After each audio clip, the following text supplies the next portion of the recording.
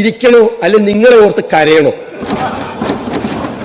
നിങ്ങളുടെ ഗതികേടെ ഓർത്തിട്ട് കരയണോ? ഞാൻ ഈ പറഞ്ഞ ആളെ കുറിച്ച് ഒന്നും പറയുന്നില്ല, കാരണം ഞാൻ ഇതിൽ കൂടുതലൊന്നും എക്സ്പെക്ട് ചെയ്യുന്നില്ല.